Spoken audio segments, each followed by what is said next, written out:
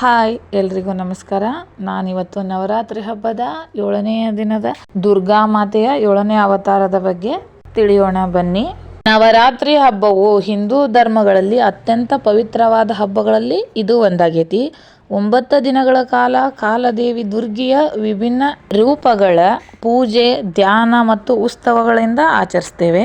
ನವರಾತ್ರಿಯ 7ನೆಯ ದಿನ ಸಪ್ತಮಿ ಅಂದರೆ ವಿಶೇಷ ದಿನವಾಗಿದ್ದು, ಈ ದಿನ ದೇವಿ ಕಾಳರಾತ್ರಿ ದೇವಿಯ ಆರಾಧನೆಗೆ ಮೀಸಲಾಗಿದೆ. ದುರ್ಗಾದೇವಿಯ 7ನೇ ರೂಪವು ಕರಿಯ ಮೈ, ಭಯಾನಕ ಮುಖ, ಜ್ವಾಲಾಮುಖಿ ಮುಖವಿರುವ ದೇವತೆಯಾಗಿದೆ. ಭಕ್ತರಿಗೆ ಆತಂಕ, ಭಯ ಮತ್ತು ದುಷ್ಟಶಕ್ತಿಗಳನ್ನು ನಾಶ ಮಾಡುವ ದೇವತೆ ಇವರಾಗಿದ್ದಾರೆ. ಈ ನವರಾತ್ರಿಯ 7ನೆಯ ದಿನದ ಬಣ್ಣ ಕೇಸರಿ.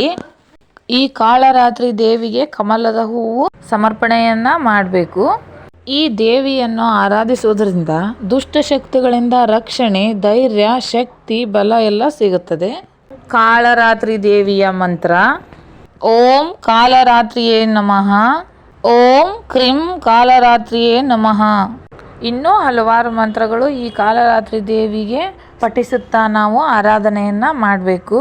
ಹೀಗೆ ನವರಾತ್ರಿ ಹಬ್ಬದ 7ನೆಯ ದಿನ ದೇವಿ ಕಾಳರಾತ್ರಿಯ ಆರಾಧನೆಯ ಮೂಲಕ ಆತ್ಮಶುದ್ಧಿ, ಧೈರ್ಯ, ಶಕ್ತಿಯನ್ನು ಗಳಿಸಲು ಭಕ್ತರು ಭಕ್ತಿಪೂರ್ವಕವಾಗಿ ಆಚರಣೆಯನ್ನ ಮಾಡಬೇಕು.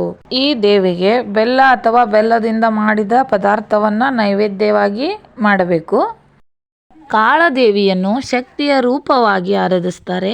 ವಿಶೇಷವಾಗಿ ದುರ್ಗಾ ಚಂಡಿಕೆ, ಕಾಳಿ ಹಾಗೂ ಉಳಿದ ಶಕ್ತಿಯ ಸ್ವರೂಪಗಳ ಪಾವಿತ್ರತೆಯನ್ನು ಹೆಮ್ಮೆಯಿಂದ ಆಚರಿಸಲಾಗುತ್ತದೆ.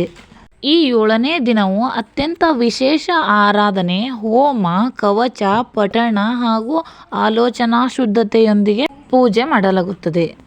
ಕಾಳದೇವಿಯ ಪೂಜೆಯನ್ನು ಹಲವರು ರಾತ್ರಿ ಸಮಯದಲ್ಲಿ, ಇನ್ನು ಹಲವರು ಸಾಯಂಕಾಲ ಸಮಯದಲ್ಲಿ ಮಾಡ್ತಾರೆ.